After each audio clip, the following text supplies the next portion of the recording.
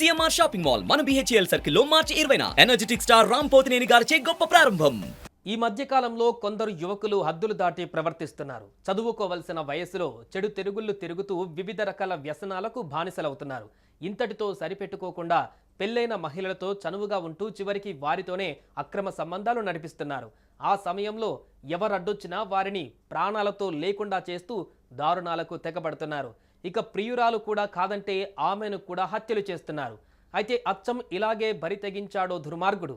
అత్త అంటూ ఆమెకు దగ్గరై కోరిక తీర్చుకోవాలని భావించి చివరికి ఆమె నిరాకరించడంతో ఊహించని కిరాతకానికి ఒడిగట్టాడు. ఇదే ఘటన ఇప్పుడు స్థానికంగా సంచలనంగా మారుతోంది. ఇంతకు ఆ యువకుడు చేసిన ఆ దారుణమేంటి?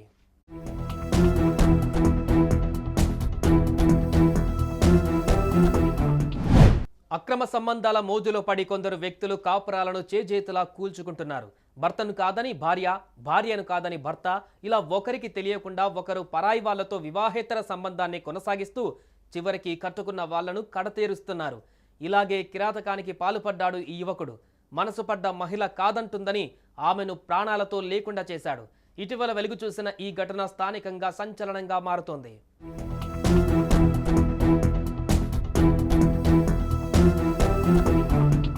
కర్ణాటక రాయచూరు జిల్లాలోని అంకుశదొడ్డి గ్రామంలో విజయలక్ష్మి అనే మహిళ నివాసం ఉంటుంది. ఆమెకు గతంలో పెళ్లై ఓ కుమారుడు ఉన్నాడు. అయితే ఓ ప్రమాదంలో ఆమె భర్త చనిపోవడంతో చాలా కాలం నుంచి పుట్టింట్లోనే ఉంటుంది. అయితే ఇక్కడే ఉంటున్న దేవప్ప అనే 22 ఏళ్ల యువకుడు విజయలక్ష్మితో పరిచయం పెంచుకున్నాడు. ఈ మహిళను అత్త అత్త అంటూ పిలుస్తూ ఆమెకు ఇంకాస్త దగ్గరయ్యాడు. ఈమె కూడా ఈ యువకుడితో కాస్త చనువుగానే మెలిగింది. దీంతో ఇలా వీరి పరిచయం చివరికి వివాహేతర సంబంధంగా రూపుదాల్చింది.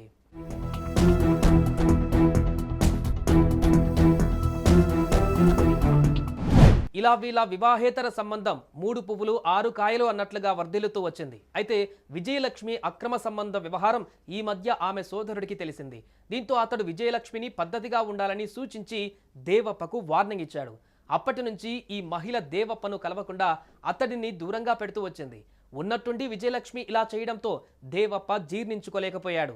అదే పనిగా ఆమె వెంట తిరిగేవాడు. అయినా విజయలక్ష్మి ఆ యువకుడి వంక కన్నెత్తి కూడా చూసేది కాదు.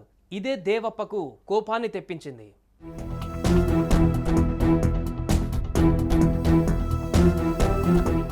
నన్ను దూరం పెడుతున్న విజయలక్ష్మిని ప్రాణాలతో లేకుండా చేయాలని భావించాడు.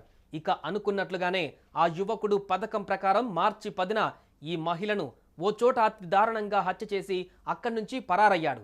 అసలు విషయం వెలుగులోకి రావడంతో మృతురాలి కుటుంబ సభ్యులు పోలీసులకు ఫిర్యాదు చేశారు. కేసు నమోదు చేసుకున్న పోలీసులు ఎట్టకేలకు నిందితుడు దేవప్పను అరెస్టు చేశారు. ఆలస్యంగా వెలుగులోకి వచ్చిన ఈ ఘటన స్థానికంగా తీవ్ర కలకలం రేపుతోంది.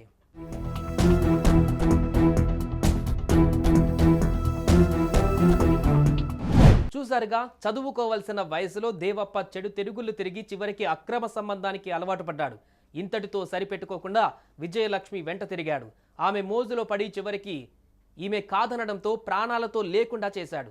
ఇలా ఎందరో యువకులు బరి తెగించి ప్రవర్తిస్తూ దారుణాలకు పాల్పడుతున్నారు.